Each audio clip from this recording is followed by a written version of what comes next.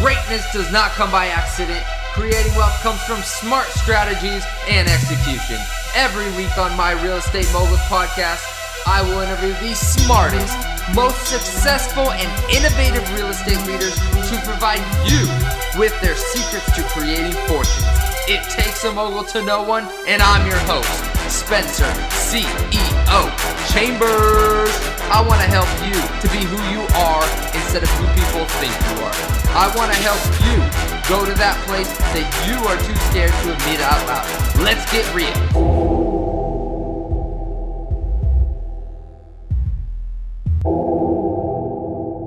Hello and welcome to the Real Estate Moguls podcast. Your host, Spencer C. Chambers, aka CEO Chambers, on the Real Estate Moguls podcast. What's going on? We got another episode today, all about building up, leveling up, and showing you the secrets to gaining true wealth. Not just success, but wealth. So today I have a great guest, Evan Stewart, all the way from Texas. He's not only just a real estate agent, but he's a coach. He trains agents, brokers, and he will teach you how to build an impenetrable business in real estate. That's important because it is very volatile due to the market, which we'll see what happens and what he says, but could be coming sooner than later. We'll see about that. So anyway, this is Evan Stewart. Hello, how are you? What's going on, man? Thank you so much for having me on the show. I'm super pumped to be here with you, even if it's just, through video. It's really exciting. So I appreciate it. Yeah, I'm excited to have somebody like you on the show to be able to tell me what you think, because you're boots on the ground. You're telling me what's selling, what's not, how the market's doing, the condition of it. We just had the State of the Union last night, which I was on a plane, couldn't really listen to it. I haven't had a chance today to look it up, like the Cliff Note version. I've been busy. But what do you think? That's right. Real quick. Oh, man, this is a real estate State of the Union, man. I think markets across the nation are stabilizing. Yeah, that's right. I mean, this is the depth right here because this is money. So I think markets across the nation are stabilizing right now. I think we're entering a time where agents can stop relying on the fact that houses were selling quickly as a value proposition, because it's what I call a false positive of agents falsely believing that they're good at what they do just because they throw a house in the MLS and it sells just like that.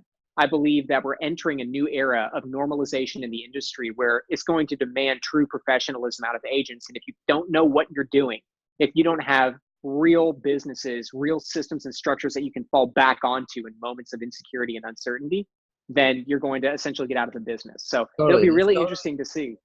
This totally goes back to infrastructure.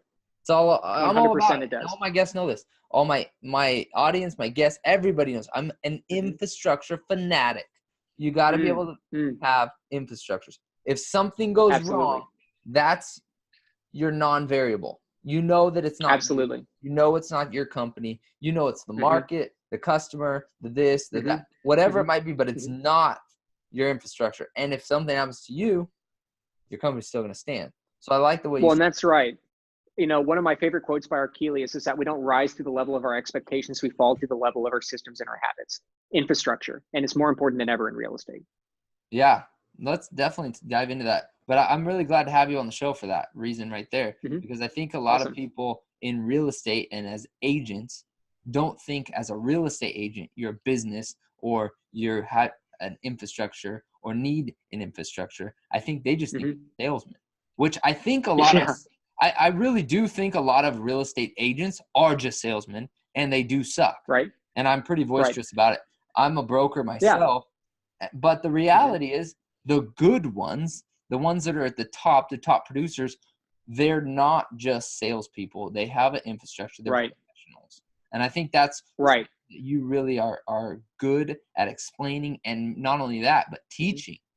And I think that's kind of the foundation of your coaching business as well. So I'm really excited. Well, 100%. Yeah, I mean, you're exactly right. And I agree. I mean, real estate is an industry that it attracts people from an egotistical standpoint. I mean, it's the only industry you'll slap your face on a sign before your product, but the barrier to entry is really low and the expectations are really high. Everybody says, oh, join real estate. Like you can make whatever you want. There's no ceiling, but they forget that there's also no floor. And so it attracts people that are attracted to the money because they see the nice cars and nice houses, and they see the lifestyle on TV of an agent. the flash, right? And what they forget is that being an agent, being successful is just really, really, really hard work. And so the people that aren't willing to do the work get into the industry, and then they still have to compete in whatever way. So you've got this scrunch of mediocrity kind of pushing through the industry of people that don't know how to position products. And oh yeah, exactly. And it's just people that don't know of mediocrity. I think as an audience, right. you can say that with me because it's just a fun word to say. Scrunch of mediocrity. I don't even know what it means necessarily, but it works. But it sounds good, right? And see, this is the thing is I don't mind being sold to, but I hate being sold to by a crappy salesperson. And people don't mind being sold to, but if you're an agent, an inability to properly connect with the client, position the property or the product that you're trying to sell to solve the problem. Because fundamentally what you're trying to do, oh yeah. Yeah. I mean, what you're trying to do is solve a problem, right? A car, for example, if you go and buy a car, you're trying to solve a problem. If you want to fancy your car, maybe it's to be a reward for your labor. And the problem is you don't feel rewarded for your labor. If it's a regular car, you just want efficiency. Well, the problem is fundamentally transportation. But the person on the other end, if they don't properly identify the problem and then give you the solution through the product, then they're a bad salesman. You know, about a week ago, I actually went to a car dealership. I was shopping around. We were here in Texas. Well, I was looking at I'm looking at a sports car, but I also kind of got crazy here and thought, this is the secret to gaining wealth. Are you a real baller? What kind of car was it? Well, I was looking at a Porsche, and no. I was looking at just a Porsche 911 or Boxster. Yeah, just something kind of fun for the weekend, you know. But any of the audience out there that has Boxsters, no harm, no foul. Well, I've never owned one, so I can't speak one way or the other. Okay, get a 911, homie. But before that, I was thinking I've got an adventurous side, so I thought maybe I'll get a Jeep, like deck it out, be super cool. Porsche, bro, all the way. You need to. Well, you can do both. Yeah, when given an option, choose both. But before we get into all that, like I love talking about it, but how'd you get into this? Tell me more of the backstory about you. Like, what did you do? Yeah. How'd you get into it?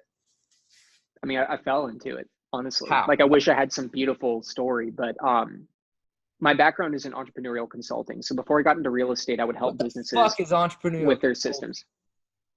It's business systems, essentially. It's allowing your business to operate. What the hell is that? Infrastructure? It's infrastructure. Again, I mean, that's what we're talking about. It's infrastructure. So your background is building other companies' infrastructure. Yes. Fundamentally, that's my background. Audience. And so you got it. He's way smart. Yeah. I got to dumb this down. I'm not that smart. $100 million portfolio, and I'm joking. Okay, I'm just giving you a hard time. Oh, I get it, man. But no, I always had a love and a passion for real estate and just the houses of it, you know, black and white, like houses are cool. I really enjoyed the product. And so I was looking to, just the entire industry was really interesting and appealing. So I got into real estate, I got into sales, and I started working. That was about 6.5 years ago at this point. So what year? 2000? It was 2013. Oh, so you got in after the crash when it was starting to go back up. I did. Yeah. I did. Ones. Well, actually, I didn't know anything about it in the sense of it wasn't like I wish it was some like awesome position to position myself in the market, but it really wasn't. It was just a time where I was kind of shifting in my other business and other industry and wanted to do something a little bit different when I got into real estate. So it worked out well from a positioning standpoint to where I was able to learn a market in a good market, but by the same token, I was able to also hone and refine skills that can be efficient in any market, good or bad, at any price point. And then I just started working really hard, you know. So really hard is really what got you to where you're at today. But what's like the pain points of this? Like, where did you almost quit? Because don't tell me you didn't. It's hard. Well, no, are you kidding? No, it's damn hard. Yeah, no, I almost quit like a lot. So the very first time I got into real estate, you can think of. The worst one was when I was about 2 years into it. And again, I'm infrastructure. I build systems. So I had broken away from the group that I had first started, taken a couple of people, and we formed our own group. And at the time, we were brought up and we were doing, about $18 million this 1 month in transactions. And the entire transaction, the entire base, it was all done off of my systems and my infrastructure. But at the time, I didn't really recognize it. I was being taken advantage of. And right before everything closed, they sat me down and said, "We're firing you from the board. You're leaving the company. We're pushing you out, but You're not going to have any management positions, but we'll keep you on as a salesperson. If you want to stay on at a 70-30 split, our favor. And if you sign a contract that in 10 years, we'll give you an opportunity to buy into a franchise when we franchise your business in the future. Sounds like you. And so DKED. Yeah, it was pretty rough. And so, it ended up being the best thing that ever happened because I had an opportunity to align with better business professionals. But at the time, it was really devastating to build up everything and a really solid business and then have it, be completely stripped out. So that was probably the worst. I mean, I've had a lot of, I'm sorry? What inspired you then? The pain of being poor or just wanting to be better or what? What's your inspiration in doing all this? Well, every day I get up, I believe that if I have breath in my lungs, my feet can hit the floor, I fundamentally have to be a better man than I was the day before. So that's a huge part of it. But the other part of it is I believe that the family opportunity, intergenerational wealth starts with my actions now because money is just opportunity, right? So you're trying to build a legacy. I'm shooting 100% for legacy. I believe if my great-grandchildren don't have opportunities, that's my fault. That's what I'm going for. Totally get that. I'm all about that. So you have kids, wife, anything? Not yet. Wife, no kids yet. Wife, no kids. Good job. Not yet. Start saving your money. Just saying. All you guys that are dads, you know exactly what I'm talking about. Anyway, okay, sounds good. So you're trying to build wealth. Yeah. Where are you at on that scale? You're not where you want to be, it sounds like, which is legacy. Never. So what is your number? What's your legacy number? If I have $100 million in the bank, I'm good. If I'm a billionaire, what are you shooting for? What's your wealth look like? It's actually funny you mentioned that because there's not one immediate number that's like, oh, if I just hit this, because the way that I think is really in growth projections, which means that my goals, my aspirations scale with my achievement. And so realistically, I mean, if we're going to talk like black and white numbers, I'm not, the only time that I can actually really step back and think, okay, this is actually worth something is if I hit $1 billion. And so my goal is really $1 billion. And that's $1 billion net worth. That doesn't have to be liquid because, even I have some friends that are extremely wealthy, people that have achieved, 9-figure businesses, $100-300 million businesses. Like that's real money. But the thing is that I'm noticing that in those lifestyles, the rest of your life scales with you when you scale up. And there's that's real money. But by the same token, there's so much more opportunity to push further that I can't see that as a stopping point, Mm-hmm. Like you never want to actually retire. No, I'll never retire. I mean, I can retire when I'm dead. I only have one life anyway. So why would I just sit on my ass? You could probably retire. You probably are retired. You just don't know it. Or you're buying bro. I know we're young. We're driving Ferraris and Porsches and Lambos. That's how it goes, bro. You work your ass off. That's the secret, is working your butt off. But we're going to get to another point here that is something that's kind of unique to you, actually. And I'll let you describe it in a second. But absolutely, how does it – what exactly, when you train these real estate agents specifically, what is it you're teaching them when they're selling to their clients? What is the one thing that you got to absolutely and drill into their that they need to understand? The secret, your secret. Systems and structure are important, but the one thing that has led most of my coaching clients to immediately recognize more opportunity and more money in their businesses is just a different selling structure, a different verbalization of how you sell. And what I mean by this is, I'll dive into it for a minute. What I mean by this is that most salespeople, 90% of salespeople stay at what's called the surface level. Okay. So for example, if I ask you what you do when you're in real estate, most real estate agents are going to say, well, I'm in real estate. I sell homes. And that's where they're going to leave it. Right. Yeah. And that's really surface level because you're not leaving an impact. Nobody, like the response to that is going to be, okay, that's great. And then that's it. There's no depth. There's no conversation. There's no connection. Right. Yeah. And so what I call it's called going 3 layers deep. You've got your surface level, which is just an outward action. It's the action of what you actually believe in your core conviction. So then the second layer is where we're going to find 5 to 7% of our salespeople. This is where money is made, but wealth isn't made. And you go from the surface. Success, but not wealth, not sustainable. Exactly. Success, but not significance. So you've got the purpose, right? So the first one is surface. The second is purpose. And in the purpose, it's maybe I'm no longer articulating that I am a realtor, I'm selling real estate. Maybe I'm saying I want to help people, right? It's a deeper conviction. But even then, if I start to talk about how I want to help people, like you can still connect with that, but that doesn't move you to a point of inspiration, right? Okay. And that's the point, is this is where the other block of top salespeople are going to stop. And that's not a bad place to stop. Like there's real money in that. But at the end of the day, it just depends on what you're shooting for. None of my audience wants to know about mediocrity. How do you get to be? Well, that's where I'm getting. What's level 3? That's where I'm getting. And that's the third one. And that's conviction. And that's conviction. And here's what I mean by that. It means you're starting with your belief and your convictions, the core innate value that you're putting out into the world. Instead of telling people that you are in real estate, you start to go with why you're in real estate, your deepest convictions and your deepest beliefs. Because I believe that a transaction is a confirmation of a mutually shared belief, and people that do real business with you, not just buying something one-off, but real relational businesses are built through relationships of belief. Exactly. And everybody in my show knows your net worth will always equal your net worth. It's all relational, which is exactly what you're saying here. But that's exactly what I'm saying. You're putting a little spin on it, though, I'm noticing. You're saying they have to have the same beliefs as you. Same core exactly, belief? because but it doesn't have to be Democrat, Republican. That ain't core belief. I don't give a crap. Right? So how are you going to sell something? Yeah. Well, and see right there, that's a great example because that's still surface level. Because Democrat or Republican is just your action of your core belief. You're Democrat or Republican because you believe at your core specific values, and the Democratic or the Republican alignment is the alignment that you take to express your belief. See? Okay. So instead of saying I sell real estate, maybe instead of saying I sell real estate, maybe what you should say is, you know what, I leave people better than I found them. Because I believe that an environment that is a reward for your labor, that's inspiring, I believe that you live a happier, healthier, more productive life. And I achieve that belief through aligning people like yourself with fantastic properties. And what you do is you start going into your action. So instead of saying, I sell real estate, and then going to the belief, you actually flip it.